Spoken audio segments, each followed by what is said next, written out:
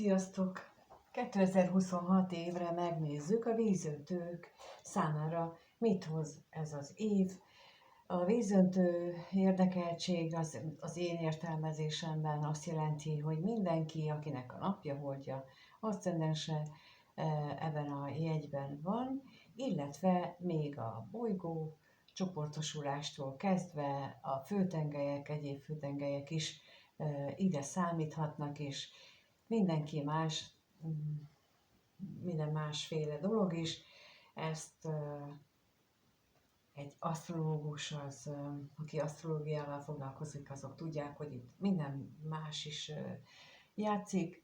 Szóval, ha ide találtál, az a lényeg, hogy lehet, hogy itt neked valószínűleg van olyan, vagy lesz olyan mondani való, aminek hasznát veheted, úgyhogy érdemes figyelni. Én úgy csinálom ezt a kirakást, hogy ebből a Gilded Riváli kártyából kérek minden hónapra egy-egy energiát, jelölő kártyát, és egy kiegészítő kártyát, kiegészítő információt ebből a őszi Lenormand kártyából. Ezt most videóban most használom először, és nagyon arra fókuszál, hogy hogyan oldjuk meg azokat a helyzeteket, amelyek ránk várnak az következő évben. No, akkor hozzá is kezdünk, és a kérés az, hogy akkor 2026-os év eseményeivel kapcsolatosan mire számíthatnak a vízöntő érdekeltségűek, és először a január hónapra kérek szépen egy lapot, hogy mire számíthatnak 2026. januárjában, februárjában, március, április, május,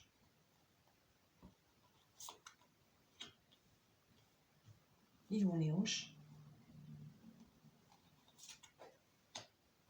július,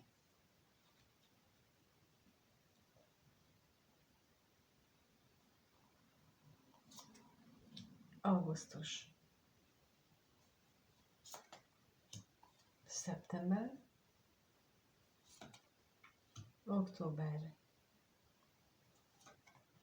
november és december hónapban a vízöntők mire számíthatnak. Jó, és akkor kiegészítő információt kérnék szépen minden hónaphoz a 2026 a vízöntő jegyűek számára: január, február, március, április, május,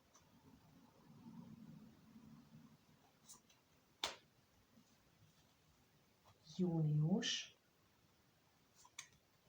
július, augusztus, szeptember, október, november,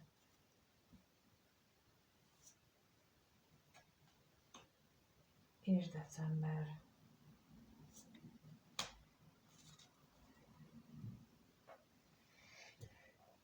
Nos, megnézzük, hogy akkor januárban megérkezett a baglyok és az útkereszteződés. Hát a baglyok ugye a madaraknak ebben a Gilded Riváli kártyában a második madarak lapja, ami nem a pletykát jelenti, hanem a bölcsességet.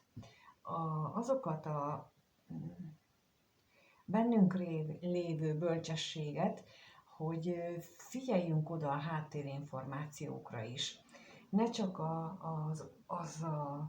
fókuszáljunk, ami az órunk elé van, amit így a képünkbe tolnak, hanem fontos azokat a leplezett vagy leplezni kíván dolgokat is megnéznünk, amit így elsőre nem szembetűnőek. Ugyanis lesz egy döntési szituáció, nem is biztos, hogy de egy biztosan. És nagyon fontos, hogy körültekintőek legyünk. És ezért van itt a bagyok, hogy tulajdonképpen meg lesz hozzá bölcsességünk, csak ne kapkodjuk el. Ez a döntés, ez úgy látom, hogy a későbbiekhez is nagyon fontos lesz, ugyanis itt februárban már megérkezik egy szerető férfi, vagy egy szerető személy az életünkbe, és itt fontos szerepe lesz ennek a döntésnek, de mint mondtam, a bagyok arra figyelmeztetnek, vagy arra azt javasolják, hogy nagyon-nagyon körültekintően nézzük meg, hogy mivel állunk szemben. Februárban megérkezik a szerető személy, és hozzá kiegészítésként itt van a kulcs is. Vagyis a kulcs az a nyitottságot, azokat a válaszokat is tartalmazza, vagy benne van az helyzetben, amit ennek a személynek a megjelenése okoz, kivált az életünkben. Tulajdonképpen nem azt érzik, nem biztos, hogy a legoptimálisabb időszakban jön. Lehet, hogy olyan időszakban jön, amikor nem vagyunk erre készen, nem vagyunk nyitottak az érkezésére. Talán itt a bagyok pont erre figyelmeztetnek, hogy úgy gondoljuk át az életünket és minden lehetőségét, ha így döntünk, és mégis másik valósul meg, akkor az hogyan érint bennünket? Mert olyan, mintha itt pontosan itt a másik verzió következne be februárban, mint amit döntünk. És itt a kulccsal azt akarják az energiák megmutatni, hogy nem kell félnünk, mert ott van a megoldás, csak ne ijedjünk meg, hanem higgadtan szemléljük ezt, hogy na miért most jött ez a szerető személy az életünkbe? Vagy mit akar ő? Miért ő jött? Tehát itt mindig a mögöttes dolgot is megnézzük. Na és akkor itt márciusban már itt van a nagyító, az, amit mondtam itt, tehát, hogy nézzük meg jó alaposan, hogy mi van itt. Itt is itt a térkép, tehát ott van a kulcs, de ott van alatta a térkép. Nézzük meg a nagyítóval ezeket a kártyákat is, tehát azok, amivel játsszuk az életet, az életjátékát, meg a másikak milyen cinkált kártyákkal játszanak, vagy nyílt kártyákkal, ezt is nézzük meg azt is, hogy hol történik ez a játék tulajdonképpen. Viszont ami nagyon szuper ebben az egészben, hogy a kiegészítő információként a hallapja jött, ami arról biztosít bennünket, hogy ne aggódjunk, itt a bőség felé úszik a hal, itt jó irányba haladunk, csak a körültekintés az nagyon fontos.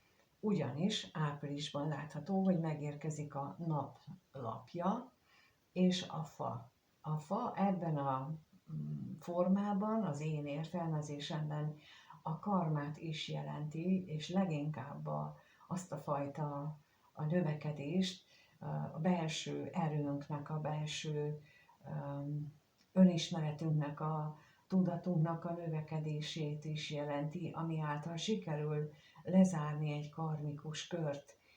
Lehet, hogy a szerető például azért érkezik meg az életünkbe, hogy hozzásegítsen ahhoz, hogy rálássunk a tisztánlátáshoz segítsen hozzá. Hogy ő arra ösztökél bennünket, ugye itt a nagyítóval is a tisztánlátást, a részletekben való elmélyedést akarja számunkra megmutatni. És itt májusban az egerek és a kutya, mint kiegészítő információ jön meg, azt mutatja, vagy mondja számomra, hogy akármit is találunk itt ezekben az időszakokban, itt lehetőségünk van ezt befejezni, lezárni, és így a kutya, mint a leghűségesebb, az ember leghűségesebb társa, egyben támogatást és lojalitást is kifejez.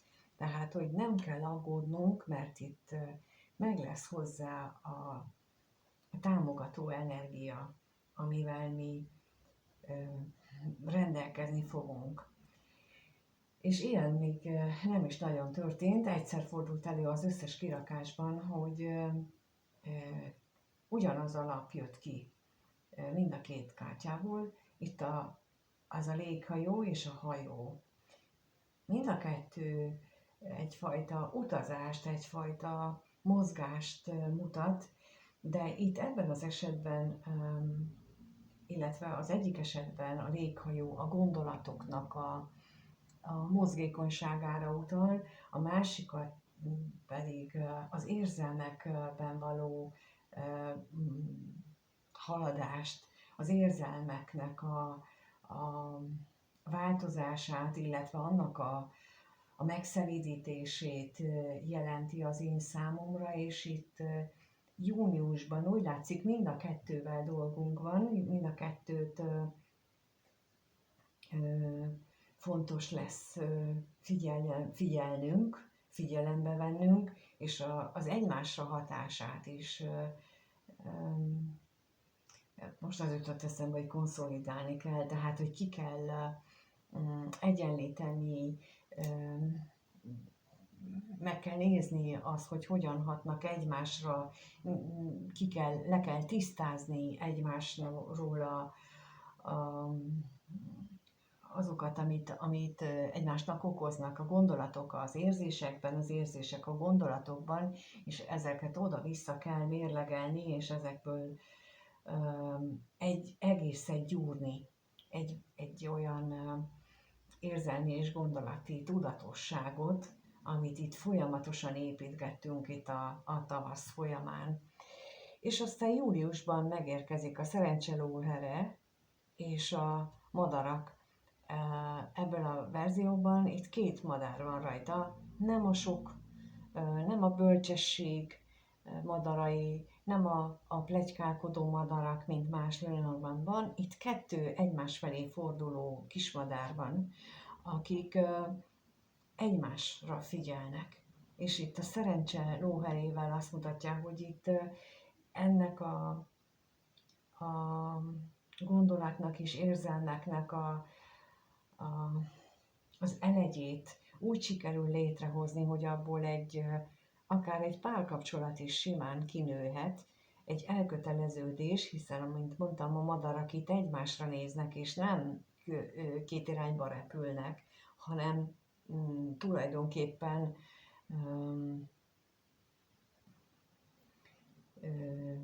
egymást támogatva segítik. És már látjátok, itt van augusztusban a gyűrű és a torony. Tehát a gyűrű az annak a folytatása, amit mondtam, hogy lehet ebből egy párkapcsolat is, csak vigyázzunk.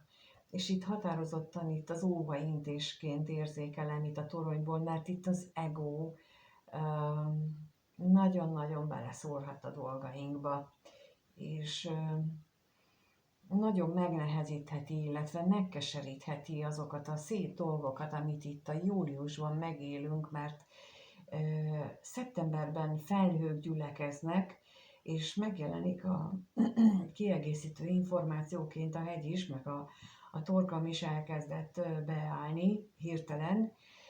Tehát hirtelen olyan információk úsznak be az életünkbe, mint ahogy a felhő így vihar előtt gyorsan mozogva bejön és eltakarja a lényeget, a napot, és itt is azt érzékelem, hogy ilyen hirtelen változással történhetnek olyan dolgok, amit jó lenne, hogyha megoldanánk, és itt a hegy ebben az értelmezésben, vagy ebben a kártyában a hegy nem egy legyőzhetetlen akadályt jelez, hanem azt jelenti, hogy vedd elő az eszedet, az okosságodat, és keresd meg azt a lehetőséget, hogy lehet itt a langásabb részen kikerülni ezeket a magas hegycsúcsokat, és eljutni ide a napfényes részhez, meg ide a napfényes részhez. Tehát nem baj, hogy itt az orrod előtt mondjuk egy kicsit felhős az ég, ott van a fényesség, és keresd meg azt az utat, ami a legkevésbé fáradtságos, ott van benned a lehetőség.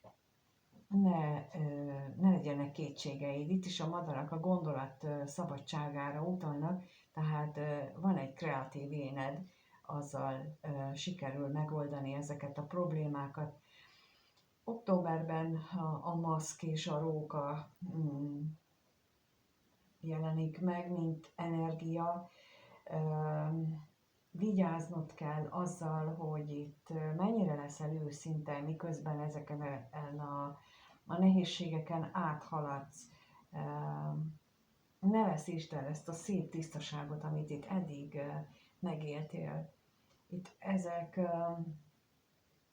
ezek nagyon szép és tiszta energiák voltak eddig.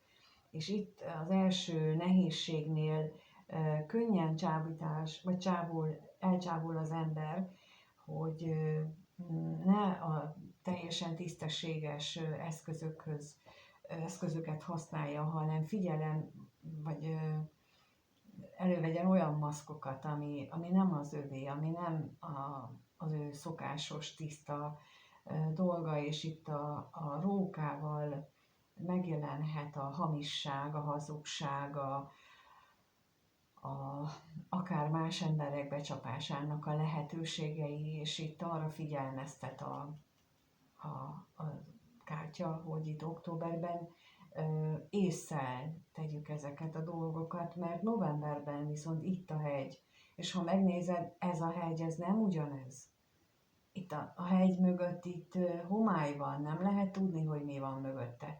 Itt jó lenne, hogyha arra fókuszálnál, hogy hogyan lehet ezt az akadályt nem megkerülni, nem megoldani, meg megmászni, hanem ezt az egészet annulálni. Most bocsánat, ilyen közgazdasági fogalmak jönnek, vagy kifejezések jönnek abból a szókincstárból jönnek elő, és tehát, hogy ezt a hegyet hogyan lehet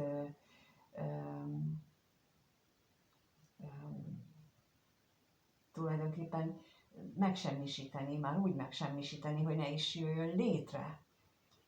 Mert hogy ez nagyon rosszul fog esni nekünk, hiszen itt a korbács jelenik meg, és a korbács az nem egy finom energia, még ebben a vetületben sem, pedig ez egy könnyedséget mutat, és itt van lehetőség arra, hogy a konfliktusokat könnyedebben oldjuk meg, de így a heggyel párosítva az azt jelenti, hogy ha ezt nem tudjuk könnyedén venni, illetve csak ilyen hamisságok, hazugságok árán lehet megoldani, akkor ez a hegy ez itt marad. Itt csak a tisztaság segíthet, itt csak a kemény munka, abban az a kemény munka, amit az őszintesség kíván, csak az vezethet bennünket oda, hogy ezt a hegyet legyőzzük, és decemberre eljuthassunk oda, hogy ha nő vagy, akkor ebből a szeretőből egy valóban értő és rád figyelő személy nézzen vissza rád, és itt a kígyóval tulajdonképpen nem azt az energiát hozza be, hogy téged kígyónak tekint, vagy hogy hamisságon, árványkodáson kap, hanem azt a gyógyítást kapja meg ő tőled, amire neki szüksége volt, amitől ő ezzé a férfivá tudott válni. Ha persze te férfi vagy, akkor te magad válsz ezzé, és te magad ennek a kálváriának a végigjárása eredményeképpen tudod meggyógyítani saját magadat azzal, hogy képes vagy a nyílt és őszinte kommunikációra, szembenézésre, probléma megoldásra, a helyzetek felismerésére és a tiszta önvalód megőrzésére és nem a megalkuvásra, ezt mutatja itt a kígyó, aki segítőként jelenik meg az életedben, a te életed segítőjeként. És mint a másik esetben pedig azt, hogy te lehetsz ennek a személynek a segítője, és úgy tekint rád. És ez egy nagyon szép befejezése lenne az évnek, hogyha ezt így sikerülne végigcsinálni, de ez lenne ebben az évben a nagy feladat. Nagyon jó lenne, hogyha ezt így végig tudnád csinálni, hatalmas előrejutás lenne, mert én meggyőződésem, hogy azért születünk emberként újra és újra, hogy ezt a lélek fejlődési folyamatokat oldjuk meg, és például, ha eléri ez a személy ezt a felelősségteljes érett férfi minőségét, akkor a következő éve egy sokkal más megtapasztalásokkal fogja majd megélni, és sokkal szebb események is jöhetnek az ő számára kihívásképpen, illetve lehetőség. Kinek kihívás, kinek lehetőség, ez egyéntől függ, hogy kinek mi van megszabva ebben az élet inkarnációban. Köszönöm, hogyha itt voltál és megnézted, és köszönöm, hogyha megnézed évközben is többször ezt a videót.